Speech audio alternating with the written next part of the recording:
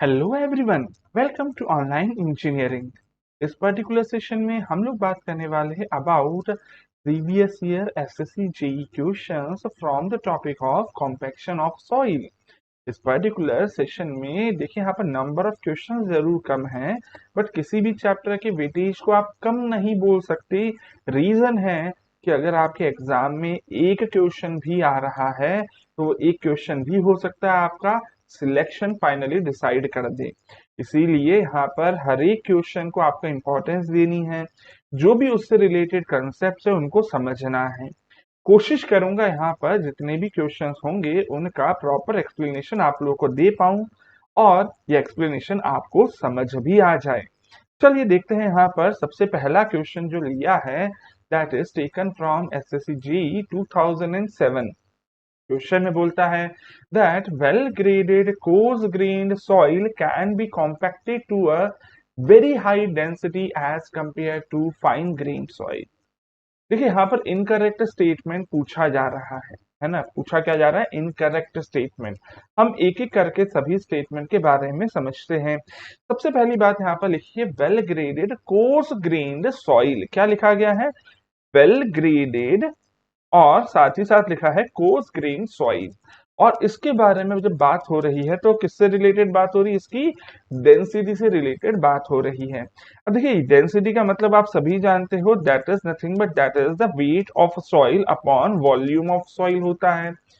Soil के wait में आता है यहाँ पर सॉलिड्स का weight as well as water का वेट।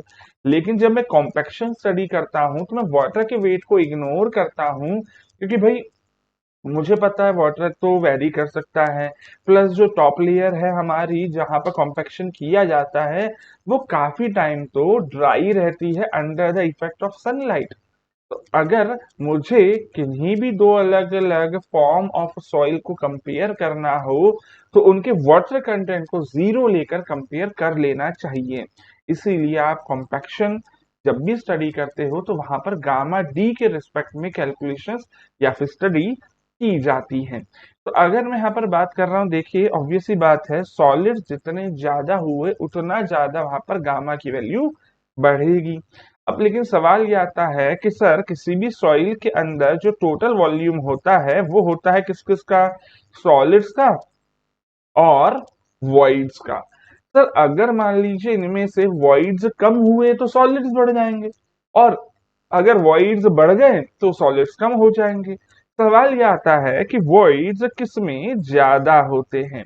अगर मैं वॉइड्स को कंपेयर करता हूं, सबसे पहले एक कोर्स ग्रेन्ड सॉइल है और एक है हमारी फाइन ग्रेन्ड सॉइल, एफजीएस और सीजीएस लिखता हूं मैं यहाँ पर। तो ज्यादा वॉइड्स किसमें देखने को मिलते हैं? तो that are in the fine grain soil.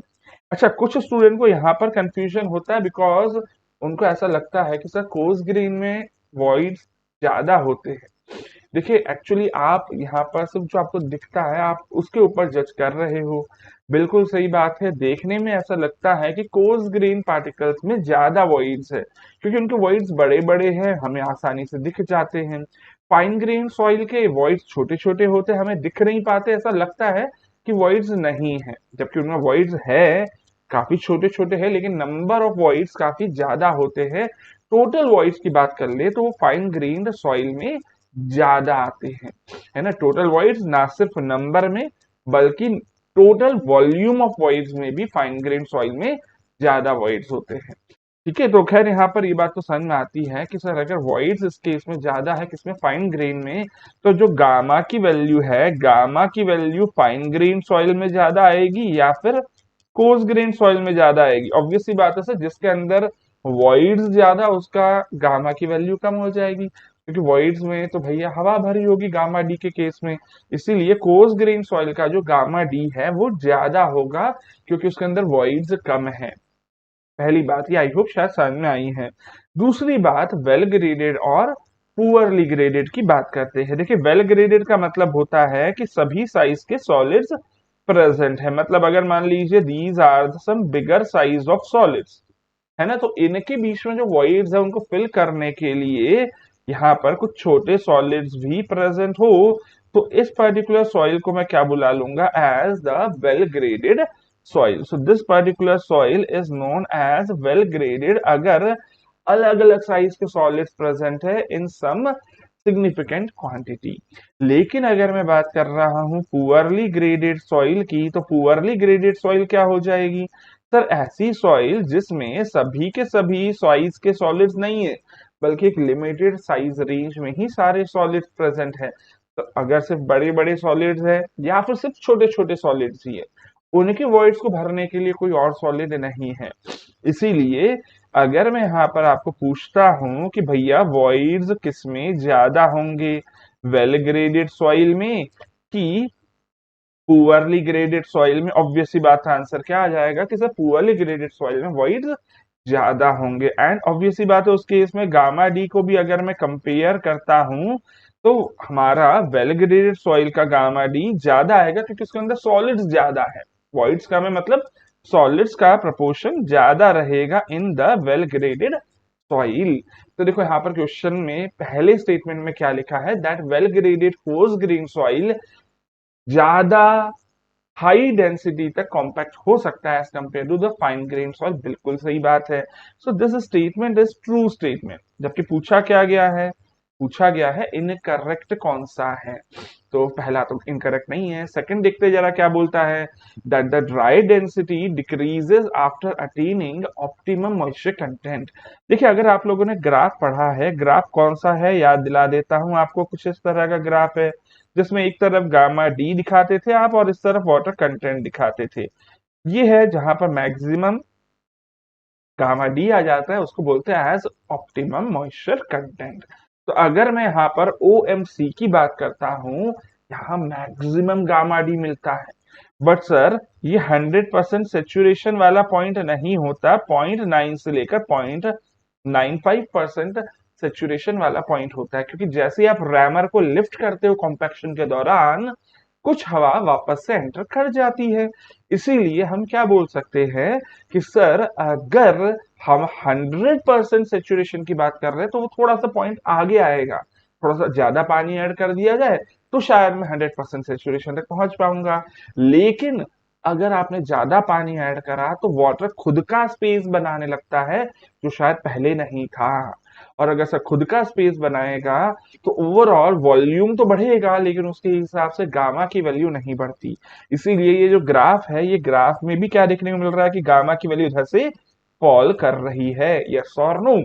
So gamma की वैल्यू फॉल कर रही है, दैट मीन्स हमारा जो सेकंड स्टेटमेंट है वो भी सही है कि गामा डी की वैल्यू यहाँ पर कम हो जाती है अगर OMC से ज्यादा पानी ऐड किया जाए तो, है ना। OMC के पहले भी गामा डी कम होता है, OMC के बाद में भी गामा डी कम होता है। आगे बढ़ते हैं, थर्ड यहाँ पर क्या बोलता है, by compacting at a high enough water content we can produce soil at 100% saturation. बिल्कुल सही बात है। देखिए ये जो पॉइंट है, ये पॉइंट है हमारा 90 to 95% सेचुरेशन वाला पॉइंट। अगर इससे थोड़ा सा और आगे चले जाए, मतलब यहां मान लेते हैं, तो this point will be of 100% saturation. ठीक है, तो बिल्कुल सही बात है, ये भी पॉइंट सही लिखा है। इसका मतलब, और देखिए ये तो मैंने एक ग्राफ बनाया है, अगर मान लीजिए एक और ग्राफ बना दिया जाए कोई दूसरी तरह की सॉइल के लिए। अब देखिए मैंने यहाँ पर आपको दो सॉइल वैसे ही बता दी है, एक कोर्स ग्रेन सॉइल, एक फाइन ग्रेन सॉइल। तो ऊपर वाला जो ग्राफ होगा जिसके लिए गामा डी की वैल्यू क्या आ रही है, ऊपर वाले ग्राफ में देखो गामा डी की वैल्यू ज्यादा आ रही है, नीचे वाले ग्राफ में गामा डी की वैल्यू कम आ रही है। तो ऊपर वाला ग्राफ किसका होगा, this is for the course grained soil. ऊपर से वो भी कौन सा, वेल ग्रेडेड।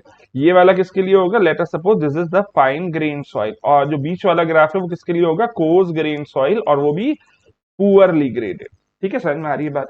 तो अगर मैं इन सभी के जो 100% जो गामा डी मैक्स वाले पॉइंट्स है इनको ज्वाइन करता हूं, तो ये लाइन को बोला जाता है एज एयर वॉइड लाइन।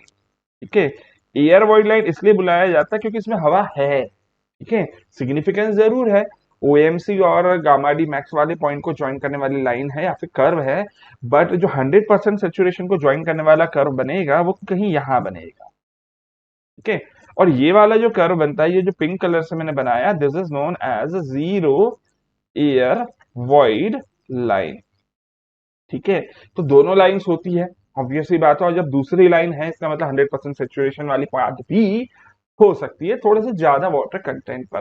पूछ रहा था कौन सा गलत है, भैया इनमें से कोई भी गलत नहीं है, that is exactly written in your option number D. आगे बढ़ते हैं अगले क्वेश्चन की तरफ। नेक्स्ट क्वेश्चन बोलता है 2008 का, that for cohesive soil with increasing compactive effort the OMC, क्या होगा अगर मैं एफर्ट बढ़ाऊंगा तो। देखो एफर्ट बढ़ा रहा हूं इसका मतलब क्या है, इसका मतलब ये है कि मैं कॉम्पैक्शन की एनर्जी बढ़ा रहा हूं, है ना। इसका मतलब ये है कि जहां पहले मैं कुछ हल्के हैमर से यूज करता था कॉम्पैक्शन करने के लिए, अब थोड़ा भारी हैमर यूज कर रहा हूं, या हो सकता है मैं नंबर ऑफ ब्लोज बढ़ा रहा हूं। बट सर अगर आप ज्यादा कॉम्पैक्शन करते हैं तो ज्यादा कॉम्पैक्शन करने पर जो हमारे सॉलिड्स है उनका रीअरेंजमेंट भी ज्यादा हो पाएगा, सॉलिड ज्यादा पास पास आ पाएंगे, वॉइड्स क्या होंगे उस केस में कम हो जाएंगे और सॉलिड्स बढ़ जाएंगे, ठीक है। लेकिन देखो सॉलिड्स बढ़ने का इफेक्ट ये है कि गामा डी की वैल्यू बढ़ जाती है, वॉइड्स कम होने का इफेक्ट क्या है कि भैया वॉइड्स में भरता है पानी, तो वो जो वाटर रिक्वायर्ड है टू फिल द वॉइड्स वो अब कम लगेगा क्योंकि वॉइड्स ही कम है ना। तो इस केस में क्या हो जाएगा, ओएमसी की वैल्यू कम हो जाती है अगर आप कॉम्पैक्शन एफर्ट को बढ़ा देते हो। ग्राफ एग्जैक्टली कैसा बनता है वो भी चलिए बता देता हूँ। भाई मैंने कंपेयर करना है तो मैं यहाँ पर आपको 3 ग्राफ बनाकर बताता हूँ। ग्राफ में वही है gamma d in the Y axis and water content on the X axis. देखिए ये है हमारा फर्स्ट ग्राफ का मैक्सिमम गामा डी और ओएमसी। सेकेंड ग्राफ में क्या देखने को मिल रहा है, ओएमसी यहाँ है ना, ये इसका ओएमसी फर्स्ट वाले ग्राफ का है, और सेकेंड वाले ग्राफ का ओएमसी यहाँ कहीं आ रहा है, थर्ड वाले ग्राफ का ओएमसी और कम आ रहा है। अगर ये तीनों के तीनों ही एक ही सॉइल के लिए है लेकिन एनर्जी तीनों ही केसेस में अलग अलग दी है, E1, E2 एंड E3, तो आप यहां से आप बोल सकते हो कि सर एनर्जी E1 जो होगी वो ज्यादा होगी एनर्जी E2 से, और एनर्जी E2 ज्यादा होगी as compare to energy E3। तो यहां से साफ साफ समझ में आता है, देखिए ग्राफ अगर आपने पढ़ा होगा तो भी याद आ जाएगा, और अगर बेसिक कंसेप्ट जो मैंने पहले लिख कर दे दिया अगर वो भी समझ पाए हो तो भी यहाँ पर अब आप आंसर दे पाओगे। क्या आ जाएगा आंसर, दैट अगर आप कॉम्पैक्शन एफर्ट बढ़ाते हो तो गामा डी की वैल्यू बढ़ती है और ओएमसी की वैल्यू कम होती है, कम होती है decreases is given in your option number B.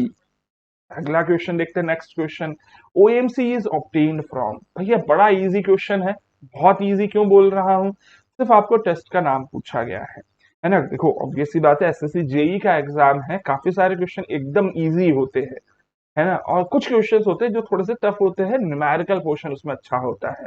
तो ऐसे स्टूडेंट्स जो न्यूमेरिकल से एकदम भागते हैं वो ये हल्के वाले क्वेश्चंस तो पक्का है कर लेते हैं, लेकिन जो कट ऑफ बनता है ना वो इन क्वेश्चंस के कारण नहीं बनता, कट ऑफ बनता है एक्चुअली वो क्वेश्चंस जो अधिकतर स्टूडेंट्स नहीं कर पाए। बिकॉज देखिए आप सभी जानते हैं कंपटीशन बहुत ज्यादा है, अगर अधिकतर स्टूडेंट जो कर पा रहे हैं वही आप कर पा रहे हो तो आप कंपटीशन के मिड में हो, मिड वालों का सिलेक्शन नहीं होता, सिर्फ टॉप वालों का होता है। टॉप पे पहुंचने के लिए सिर्फ इजी क्वेश्चंस नहीं बल्कि सारे क्वेश्चंस आपसे बनने चाहिए, सारे मतलब न्यूमेरिकल पोर्शन भी आपसे बनना चाहिए। अभी देखेंगे आगे क्या इस चैप्टर से कोई न्यूमेरिकल आया है, वैसे इसके पिछले वाले चैप्टर्स के वीडियोस आप लोगों ने देखे हैं, वहां पे तो बिल्कुल बेशक न्यूमेरिकल्स आए थे इन दिस पर्टिकुलर सब्जेक्ट। बाकी इसके अलावा स्ट्रेंथ ऑफ मटेरियल्स की बात करें तो उसमें तो भर भर के न्यूमेरिकल्स ही न्यूमेरिकल्स थे। चलिए अभी फिलहाल इस क्वेश्चन को देखते हैं, बोलता है ओएमसी इज ऑब्टेन फ्रॉम, कौन से टेस्ट से, सर ट्रायक्सुअल टेस्ट जो होता है ये होता है शीयर पैरामीटर्स निकालने के लिए, शीयर पैरामीटर्स निकालने का मतलब होता है सी एंड फाई की वैल्यू निकालने के लिए। सर स्टैंडर्ड प्रॉक्टर जो टेस्ट है ये गामा डी और ओएमसी निकालने के लिए, मतलब कॉम्पैक्शन का टेस्ट है ये। कंसोलिडेशन का टेस्ट किस लिए है, तो भैया सीवी की वैल्यू निकालनी है आपको, तो उसके लिए कंसोलिडेशन का टेस्ट किया जाता है। हाइड्रोमीटर टेस्ट किस लिए किया जाता है, तो that is used for the grain size distribution, इसके लिए ये यूज किया जाता है। तो बड़ा आसान था ये क्वेश्चन को सॉल्व करना। फिलहाल आंसर आप लोगों को शायद समझ में आ चुका है, that is your option number B है। आगे बढ़ते हैं, अगला क्वेश्चन यहाँ पर क्या बोलता है 2019 का, that for a standard compaction test done on the soil mass of hammer and drop of hammer are, standard compaction test कौन सा टेस्ट है? तो देखो यहाँ पर हम करते क्या है, एक सॉइल ले लेते हैं, उसको ड्राई कर देते हैं और उसके बाद उस सॉइल को कुछ पानी ऐड करके हम फिल करने की कोशिश करते हैं एक मोल्ड में। मोल्ड का एक डेफिनेट वॉल्यूम होता है और उस मोल्ड के अंदर जब फिल किया जाता है सॉइल को, तो उसको दिए जाते हैं एक रैमर से number of blows while filling the soil in some number of layers. ठीक है सर। तो अगर मैं यहाँ पर बात कर रहा हूँ, ये जो कॉम्पैक्शन का टेस्ट है किया इसी तरह से जाता है लैब में, लेकिन रैमर जो है वो अलग अलग हो सकता है, हाइट ऑफ फ्री फॉल अलग अलग हो सकता है, मोल्ड की साइज अलग अलग हो सकती है। तो भैया यहाँ पर आप देखते हो टोटल 4 तरह के टेस्ट सबसे ज्यादा कौन कौन से। तो पहला है स्टैंडर्ड टेस्ट। ठीक है, स्टैंडर्ड टेस्ट। अच्छा, इसी को मैं यहाँ पर लिख दूं पूरा, तो इंडियन स्टैंडर्ड टेस्ट भी बोला जा सकता है, आईएस टेस्ट। आईएस टेस्ट की बात कर ले तो इसमें जो हमारा वेट ऑफ रैमर होता है वो 2.6 केजी होता है, वॉल्यूम ऑफ मोल्ड जो होता है वो 1000 सीसी होता है, और हाइट ऑफ फ्री फॉल जो होता है वो 310 होता है। आप टोटल 3 लेयर्स में सॉइल को फिल करते हो और हर एक लेयर को 25 नंबर ऑफ ब्लोज प्रोवाइड करते हो। बट वहीं इसके अलावा अगर मैं बात करता हूँ सेकेंड टेस्ट कौन सा है, तो that is modified Indian standard test, जिसमें आप नंबर ऑफ ब्लोज जो देते हो that is by a rammer of 4.9 KG.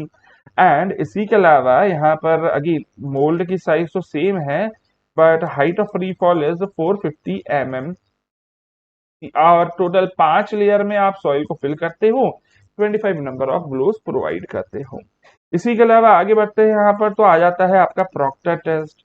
Procter test जो है वो एफपीएस सिस्टम को फॉलो करता है ना, फुट पाउंड और इंच। ठीक है, तो अगर मैं यहाँ पर बात कर लेता हूँ फुट पाउंड और सेकंड हो जाता है, फुट से ही इंच आ जाता है। तो यहाँ पर मैं लिख देता हूँ 5.5 पाउंड्स का वेट होता है, 944 सीसी का वॉल्यूम होता है मोल्ड का।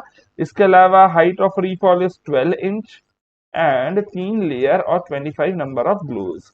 इसी के अलावा मॉडिफाइड प्रॉक्टर टेस्ट जो होता है उसमें अगेन मोल्ड की साइज तो वही रहती है जो प्रॉक्टर में होती है, इवन नंबर ऑफ ब्लोज 5 और 25 number of blows as it is modified और मॉडिफाइड का सेम है, स्टैंडर्ड और स्टैंडर्ड का सेम है। ठीक है, अब हाइट ऑफ फ्री फॉल की बात कर ले that is 18 inch and weight of the rammer is 10 pounds.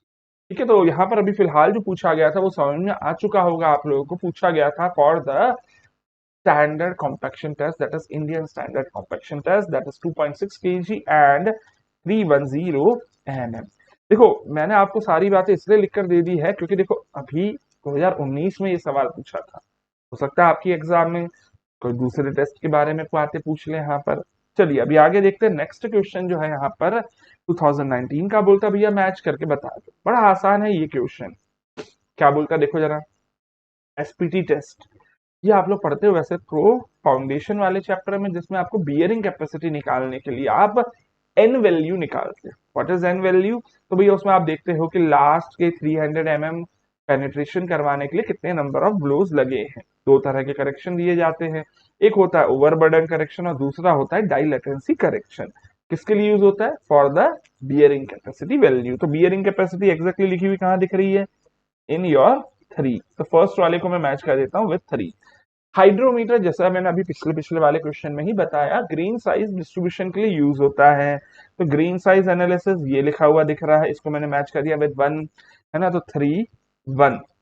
Procter test अभी बताया, जस्ट मैंने आपको कॉम्पैक्शन टेस्ट के लिए यूज होता है, तो compaction is given in your option number 4। तो 3 1 4 और ऑब्वियसली बच गया यहाँ पर 2। बीइंग shear test that is for the shear strength of the soft clay. ठीक है, तो shear strength भी लिखा हुआ दिख रहा है सॉफ्ट क्ले में। ठीक है, तो 3142 is the code that is given exactly in your option number A. तो ये क्वेश्चन तो भैया मेरे हिसाब से बहुत ज्यादा आसान हो जाते हैं, मैचिंग वाले क्वेश्चन। अगर ऐसे क्वेश्चन आपकी एग्जाम में आ रहे हैं तो आप ये समझ लीजिए that is a bonus question. ऐसा क्वेश्चन तो बिल्कुल भी गलत नहीं होना चाहिए आप लोगों से, बिकॉज अगर ऐसा क्वेश्चन आया तो सभी से सही होगा, और ऐसा क्वेश्चन जो सबसे सही हो रहा है वो भी आप गलत कर दो, मतलब आप समझ रहे हो सिलेक्शन से बहुत ज्यादा दूर होते जाओगे आप, है ना। तो ऐसे क्वेश्चन तो कभी भी गलत बिल्कुल भी नहीं होने चाहिए, है ना। आगे बढ़ते हैं नेक्स्ट क्वेश्चन की तरफ। अगला क्वेश्चन 2018 का है, बोलता है that which of the following represents the percentage limit of porosity of the compacted sand. देखिए, अगर मैं कॉम्पैक्टेड सैंड की बात करता हूँ, कॉम्पैक्टेड की बात कर रहा हूँ, है ना, तो कॉम्पैक्टेड में जो पोरोसिटी होती है वो होती है अराउंड 30 से 40% के बीच में। लेकिन हाँ, अगर मैं लूज सैंड की बात करता हूँ तो लूज सैंड में यही पोरोसिटी होती है अराउंड 40 से 50% के बीच में।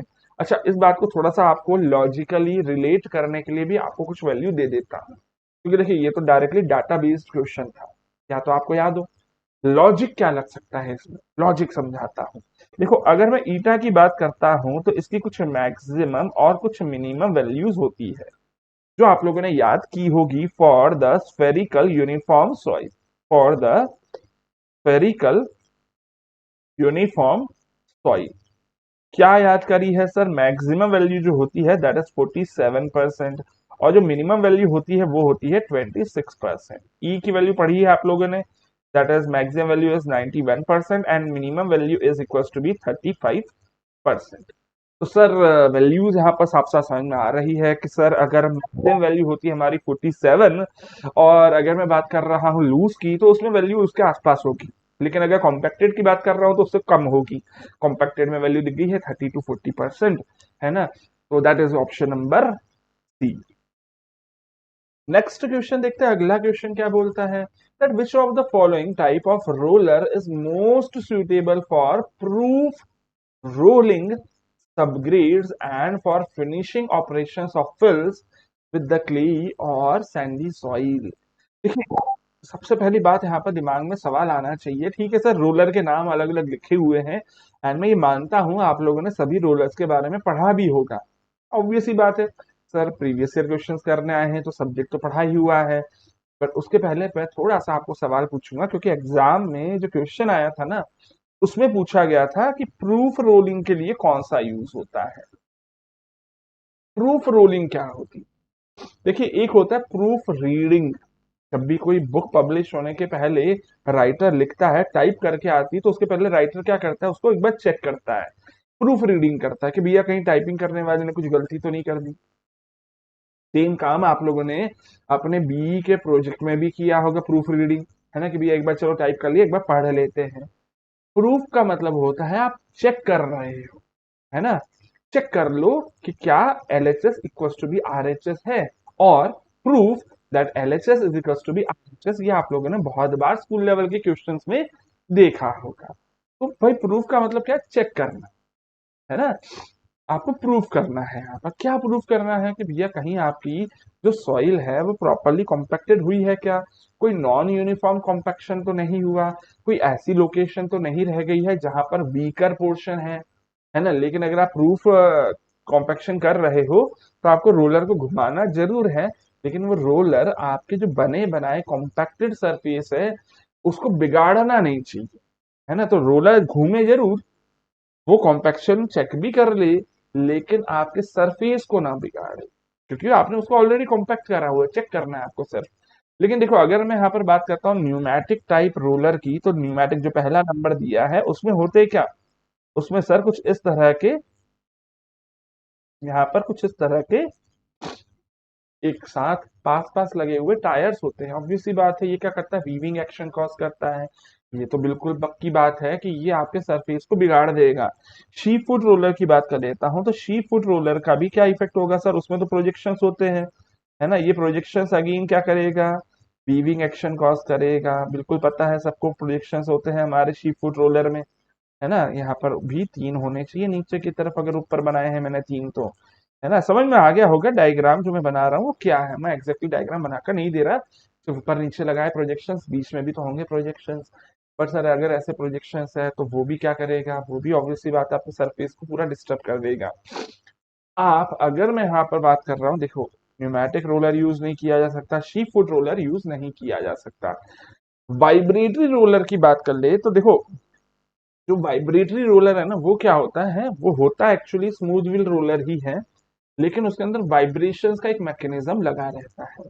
तो रोलर आगे भी बढ़ता है, वेट भी होता है उसका, वाइब्रेशंस भी कॉज करता है, तो वो कॉम्पैक्शन ज्यादा अच्छा कर सकता है। लेकिन अगर यहाँ पर पूछा जा रहा है कि भाई सिर्फ मुझे प्रूफ करना है ना, तो प्रूफ रोलिंग करनी हो तो उसके लिए स्मूथ व्हील रोलर ही काफी है ना। कॉम्पैक्शन नहीं करना है आपको। कॉम्पैक्शन करने के लिए बेशक आपका वाइब्रेटरी रोलर ज्यादा अच्छा होता है as compare to the smooth wheel roller. What is the difference between smooth wheel roller and vibratory roller is nothing but that is the extra provision for the vibrations that are given in the smooth wheel roller to make that as vibratory roller। But obviously बात है अभी compaction की बातें नहीं है, proof rolling की बातें की जा रही है। चलिए अभी आगे बढ़ते हैं। नेक्स्ट क्वेश्चन जो है यहाँ पर बोलता है कि भैया आप इनमें से कौन सा यूज करोगे to compact coarse grain soil. देखो अगर मैं यहाँ पर बात करता हूँ टैंपिंग, टैंपिंग मतलब बार बार ब्लोज दे रहा हो अगर, तो ये टैंपिंग रोलर एक्चुअली जो है ना वो जनरली यूज किया जाता है फॉर द कन्फाइंड एरियाज। ये जनरली यूज किया जाता है कन्फाइंड एरियाज में। न्यूमेटिक टाइप ऑफ रोलर की बात कर ले तो ये जनरली यूज होता है कोहेसिव सॉइल के लिए। ठीक है, वाइब्रेटरी रोलर जो है ना वो वाइब्रेशंस बहुत नीचे तक ट्रांसफर कर सकता है, और ये वाइब्रेशंस एक्चुअली बड़े बड़े पार्टिकल्स को भी इजीली रीअरेंज करने में हेल्प कर देते हैं। इसलिए ये यूज होता है for the course grain soil, for the course grain soil. तो ऑब्वियसली बात है आंसर क्या हो जाएगा, that is option number D. अच्छा ड्रम रोलर क्या है, तो sir drum roller is nothing but that is the your smooth wheel roller. But पूछा क्या गया है, बेस्ट स्मूथ व्हील रोलर भी एक्चुअली यूज किया जाता है for the coarse grain. But sir वो बेस्ट नहीं है। बेस्ट कौन सा होगा, मैंने अभी अभी आपको बोला कॉम्पैक्शन के लिए ज्यादा अच्छा है वाइब्रेटरी रोलर।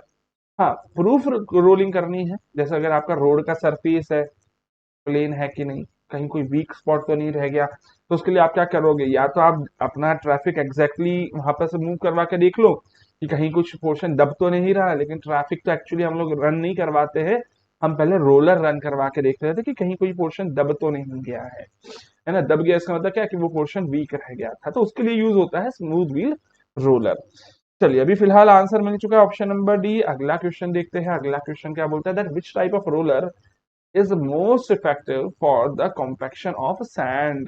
sand कौन सी है, sand is for, sand is nothing but that is a coarse grain soil, है ना। मैंने अब आपको ऑलरेडी पहले ही बता दिया है कि जो स्मूथ व्हील्ड रोलर है और वाइब्रेटरी रोलर है, कॉम्पैक्शन किसमें ज्यादा अच्छा होता है, तो that is in the vibratory roller, है ना। तो ऑब्वियसली बात है। बाकी अगर मैं यहाँ पर शीप फुट की बात कर लूँ और न्यूमेटिक की बात कर लूँ, ये दोनों ही ज्यादा यूज किए जाते हैं फॉर द कोहेसिव सॉइल या फिर फाइन ग्रेन सॉइल के लिए। तो अगर कभी भी कोर्स ग्रेन सॉइल आ रहा है नाम और ऑप्शन में दिया है वाइब्रेटरी या फिर स्मूथ, तो आंसर उन दोनों में से कोई एक होगा। लेकिन अगर दोनों ही दिए हैं तो आंसर होगा आपका वाइब्रेटरी रोलर। सो आंसर मिल चुका है ऑप्शन नंबर बी। अगली क्वेश्चन की तरफ मूव करते हैं। नेक्स्ट क्वेश्चन है 2020 का, बोलता है विच of the following is not correct about the effect of compaction. पहला इफेक्ट है शीयर और बियरिंग कैपेसिटी में। देखो अगर आप कॉम्पैक्शन करते हो तो होता क्या है, कॉम्पैक्शन करने पर वॉइड्स कम हो जाते हैं, सॉलिड्स की जो पैकिंग है वो और अच्छी हो जाती है, मतलब सॉलिड ज्यादा पास पास आ जाते हैं। सॉलिड ज्यादा पास पास आ जाएंगे मतलब फ्रिक्शन उस केस में बढ़ जाएगा। क्यों, क्योंकि कॉन्टेक्ट एरिया बढ़ गया है। सर पास पास ज्यादा आ जाएंगे तो उनके बीच में बॉन्डिंग भी अच्छी हो सकती है, प्लस इंटरलॉकिंग भी उनमें ज्यादा देखने को मिलेगी। आप लोगों ने अगर पढ़ा है शीयरस्टन चैप्टर तो उसमें आपको याद होगा डेंस सैंड में इंटरलॉकिंग होती है, जिसके कारण 20 to 30% ज्यादा शीयरस्टन देखने को मिलती है। और वो इंटरलॉकिंग कब देखने को मिलेगी, जब एक सैंड को डेंस बनाया जाए, मतलब कॉम्पैक्ट किया जाए। ऑब्वियस सी बात है डेंस सैंड की शीयरस्टन ज्यादा होती है। बिल्कुल सही लिखी है यहाँ पर ये बात। नेक्स्ट सेकंड बात करते हैं, ये था ए। बी की बात करते हैं। बी बोलता है परमेबिलिटी इंक्रीज हो जाएगी। देखो भैया permeability is directly proportional to interconnected voids. ठीक है, अब इंटरकनेक्टेड वॉइड्स ये क्यों बोला भैया, इसलिए बोला क्योंकि पानी को पास करने के लिए चाहिए इंटरकनेक्टेड वॉइड्स। सिर्फ वॉइड्स का प्रेजेंट हो जाना काफी नहीं होता, बट ऑब्वियस सी बात है वॉइड्स अगर कम हो जाएंगे तो उनका इंटरकनेक्शन भी कम हो जाएगा। और क्योंकि वॉइड्स ही कम हो जाते हैं अपॉन कॉम्पैक्शन, क्या होता है वॉइड्स की साइज भी कम हो जाती है, वॉइड्स की साइज भी कम हो जाती है।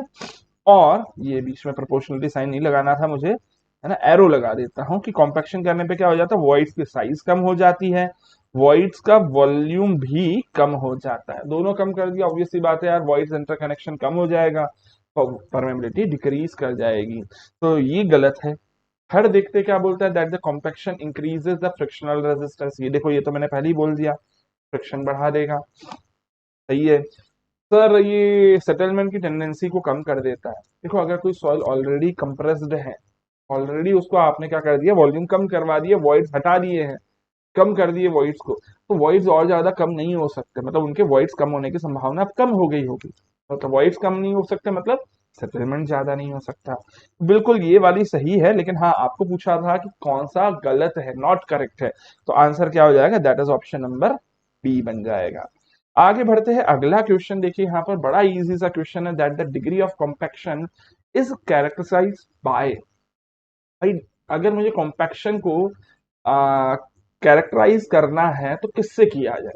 देखो अगर मैं उसकी कंसिस्टेंसी मतलब उसकी स्ट्रेंथ से करूंगा, नहीं बनेगी बात, है ना, क्योंकि कॉम्पैक्शन करने पे स्ट्रेंथ पे क्या एग्जैक्टली इफेक्ट पड़ेगा, वो हर एक सॉइल में अलग अलग होता है, क्योंकि सॉइल में जो शीयर स्ट्रेंथ है ना वो अलग अलग रीजन से आती है, वाटर कंटेंट के साथ भी वेरी करता है कंसिस्टेंसी, तो है ना, तो बिल्कुल ये तो बिल्कुल सही नहीं हो सकता। वैसे आप लोगों ने पढ़ा हुआ है इस चैप्टर के अंदर, याद दिला देता हूँ, ये ग्राफ जब बनता था ना तो इस तरफ बनाते थे गामा डी और इस तरफ बनाते थे वाटर कंटेंट। क्यों? क्योंकि सर गामा डी एक्चुअली आपको बता पाता है कि कितने ज्यादा सॉलिड्स पास पास है, जितने ज्यादा सॉलिड्स होंगे उतना ज्यादा गामा डी होगा। सॉलिड्स पास पास इसका मतलब क्या, वॉइड्स कम हो गए, कॉम्पैक्शन ज्यादा हो गया। तो actually dry density is actually the parameter जिस पे बेसिस पे हम लोग जज करते हैं कि कितना अच्छा कॉम्पैक्शन हुआ है। चलिए यहाँ पर आंसर तो मिल ही चुका है। आगे बढ़ते हैं, नेक्स्ट क्वेश्चन है यहाँ पर एकमात्र क्वेश्चन जो कि न्यूमेरिकल था इस चैप्टर का। ऐसा नहीं है कि बाकी चैप्टर्स में न्यूमेरिकल नहीं है, इसी चैप्टर में न्यूमेरिकल कम है। देखते जरा क्या है क्वेश्चन। वो भी बहुत इजी क्वेश्चन है, अगर आपने न्यूमेरिकल्स थोड़े भी करे हैं इस चैप्टर के तो बड़ी आसानी से क्वेश्चन सॉल्व हो जाएगा। बोलता है that the maximum dry density and optimum moisture content of a soil is given as 1.65 gram per centimetre cube and 20.5% respectively. अच्छा देखो, कुछ स्टूडेंट इस तरह के क्वेश्चंस में कंफ्यूज होते हैं। क्या कंफ्यूज होते हैं? सर गामा डी मैक्स दिया गया है ना, 1.65 ग्राम पर सेंटीमीटर क्यूब, और सर वाटर कंटेंट दे दिया है साथ ही साथ। बहुत सारे स्टूडेंट्स को ऐसा लगता है सर ये गामा डी कैसे हो सकता है अगर वाटर कंटेंट प्रेजेंट है तो। एक्चुअली हम लोगों को सॉइल जब कॉम्पैक्ट होकर फील्ड पर होगी ना तब गामा डी को कंपेयर करना होता है, लेकिन जब आप लैब में गामा डी निकालते हो तो वो तो वाटर के साथ वाला होता है। सर ऐसा कैसे? तो देखो एक्चुअली जो आप पानी ऐड करते हो वो लुब्रिकेंट की तरह एक्ट करता है, सॉलिड्स का रीअरेंजमेंट इजी कर देता है। सॉलिड्स का रीअरेंजमेंट आसान हो जाएगा तो भैया वो सॉलिड आसानी से एक दूसरे के पास आ जाएंगे, वॉइड्स कम कर पाएंगे, इसीलिए पानी ऐड किया जाता है ड्यूरिंग द कॉम्पैक्शन। लेकिन धीरे धीरे फील्ड पर अगर मैं बात कर रहा हूं तो फील्ड पर तो पानी उड़ जाता है, इवापोरेट हो जाता है। मोस्ट ऑफ द टाइम जो सॉइल है ऊपर वाली लेयर की वो सूखी होती है, ये आप सभी जानते हो, है ना। तो अगर मैं यहाँ पर मैं हाइड्रोलिक जो स्ट्रक्चर्स है उनके पास वाली सॉइल की बात नहीं कर रहा हूँ, बट अगर मैं यहाँ पर बात कर रहा हूँ गामा डी मैक्स की फॉर द लैब, तो उसमें वाटर कंटेंट होता है। फिर भी हम लोग गामा डी इसलिए कंपेयर करते हैं क्योंकि भैया हमें चाहिए without the effect of water जो गामा है उसकी वैल्यू, ताकि मैं इजीली सॉइल्स को कंपेयर कर पाऊँ। ठीक है, तो अब सवाल ये आता है, क्या सर इसमें पानी है? बिल्कुल पानी है, क्योंकि ये तो लैब वाला रिजल्ट है ना, और ऑब्वियसली बात है वाटर कंटेंट भी लिख कर दे दिया है, तो आप ये बिल्कुल नहीं बोल सकते कि पानी नहीं है। फिर आगे बोलता है कि भैया मुझे ये बता दो कि अगर जी की वैल्यू है 2.65 तो एयर कंटेंट की वैल्यू क्या होगी एट ओएमसी। देखो ओएमसी मतलब गामा डी मैक्स वाली ही बात पूछ रहा है। तो सबसे पहले ये बात आ जाती है, देखो अगर इसमें पानी है ना, पानी तो है, लेकिन वॉइड्स अभी भी उतने ही होंगे जितने एक ड्राई सॉइल में होते। ये कहां से बोल दिया सर आपने? ये मैंने यहां से बोल दिया। देखो जरा, ये वाला ग्राफ पढ़ा सबने, एक तरफ होता है वॉल्यूम ऑफ सॉइल और दूसरी तरफ होता है वाटर कंटेंट। याद है ये वाला ग्राफ? ये वाला पॉइंट होता था आपका श्रिंकेज लिमिट का, ये वाला पॉइंट होता था प्लास्टिक लिमिट का, और इसके आगे वाला पॉइंट आता था लिक्विड लिमिट का। तो सर श्रिंकेज लिमिट तक तो क्या होती है सॉइल आपकी, volume of soil is constant. Shrinkage limit मतलब 100% सेचुरेशन, और ओएमसी 100% सेचुरेशन से कम पे होता है, यस और नो? मतलब वॉल्यूम ऑफ सॉइल किसके बराबर होगा, वॉल्यूम ऑफ ड्राई सॉइल के बराबर। इसका मतलब इस केस में जो हमारा वॉइड रेशियो होगा वो किसके बराबर होगा, ड्राई सॉइल के वॉइड रेशियो के बराबर। तो एक काम करता हूं मैं यहाँ पर अभी फिलहाल, मैं एक काम करता हूँ, गामा डी की वैल्यू ही है तो मैं उससे पहले ई की वैल्यू निकाल लेता हूँ। व्हाट इज ई, ई की वैल्यू हम लोगों को पता है, फॉर्मूला पता है, G gamma W upon 1 plus E. ठीक है, मैं ये नहीं बोल रहा हूँ अभी पानी नहीं है, पानी तो है ना, लेकिन वॉइड रेशियो की वैल्यू तो सेम रहेगी ना, उससे फर्क नहीं पड़ता अभी। तो अभी जरा सुने, हाँ ये फॉर्मूले को चेंज करवाऊंगा अभी मैं, रुकिए जरा, है ना। तो अभी जी की वैल्यू बोलना जरा 2.65 इंटू 1 डिवाइडेड बाय 1 प्लस ई की वैल्यू, ई की वैल्यू निकालनी है सर। ई की वैल्यू क्या आ जाएगी, देखिए यहाँ पर इसकी वैल्यू हम लोग को पता है 1.65 है, तो ये हो जाएगा 2.65 divided by 1.65 minus 1। Sir divide करिए जरा 16 इंटू, ऑब्वियसली बात है पहली बात तो यहाँ पर आ जाएगा 1 पॉइंट, बचेगा 10, क्योंकि 16.5 को सब्ट्रैक्ट करूंगा 26.5 से तो 10 बचेगा। 16.5 इंटू 16 इंटू 8 करता हूं तो आता है 96, ठीक है ना। तो 10 है, मतलब अराउंड 1.6 ही हो जाएगा ये, ठीक है। चलिए समझ में आता है। अब -1 कर देता हूं तो ये वैल्यू आ जाएगी अप्रोक्सीमेटली 0.6। मैंने अप्रोक्सीमेट कैलकुलेशन करी है। सर ई की वैल्यू अगर इतनी है, लेकिन एक्चुअली तो पानी था, S e is equal to be W G वाला फॉर्मूला भी लगाया जा सकता है। तो अगर मैं यहाँ से एस की वैल्यू निकाल लूंगा तो डब्ल्यू वाटर कंटेंट की वैल्यू कितनी है, ये दिया हुआ है 0.205, कहाँ दिया है भैया, ये लिखा है 20.5%, है ना। जी की वैल्यू 2.65 डिवाइडेड बाय एस की वैल्यू निकालनी है, ई की वैल्यू यहाँ पर पता थी। अब देखो जरा इसको कैलकुलेट करिए, थोड़ा सा कैंसिल करके देखता हूँ, ये आ जाएगी अराउंड 0.34, मतलब 1/3, 1/3 इंटू 2.65, वैल्यू क्या आएगी अप्रोक्सीमेटली, तो 2.7 होता है तो वैल्यू आ जाती बढ़िया से 9, है ना। 9 नहीं आएगा लेकिन थोड़ा सा उससे कम आएगा, है ना। तो ये वैल्यू आएगी अराउंड 0.9, ठीक है, 0.9 या फिर 0.89 लिख देता हूँ, चलो 9 से कम बोला मैंने। तो ऑब्वियसली बात है, अब यहाँ से अगर एसी की वैल्यू पूछी जा रही है तो एसी क्या होता है, 1 माइनस कैपिटल एस।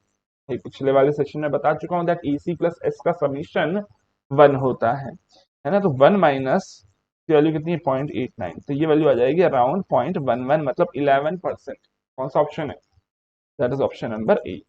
अच्छा, कुछ स्टूडेंट इस तरीके से सॉल्व नहीं करते हैं, वो कुछ अलग फॉर्मूला अप्लाई करते हैं। क्या लगाते हैं, फॉर्मूला बता देता हूँ, है ना। क्योंकि देखो हर एक स्टूडेंट है, अलग अलग टीचर से पढ़ा हुआ हो सकता है, फॉर्मूला कौन सा अप्लाई करता है डायरेक्टली वो उसके ऊपर है।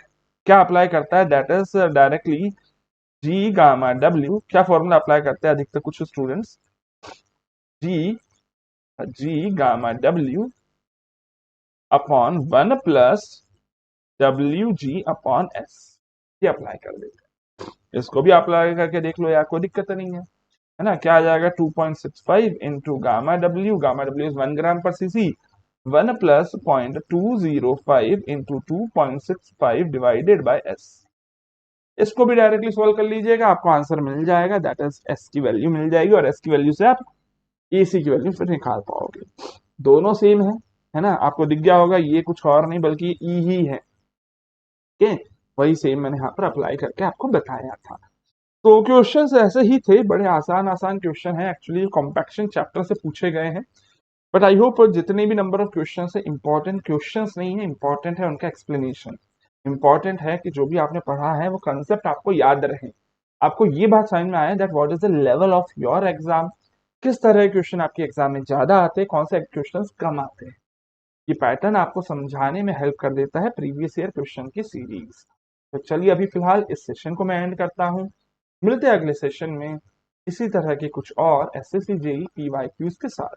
तब तक लगातार पढ़ते रहे, बढ़ते रहे। Happy engineering.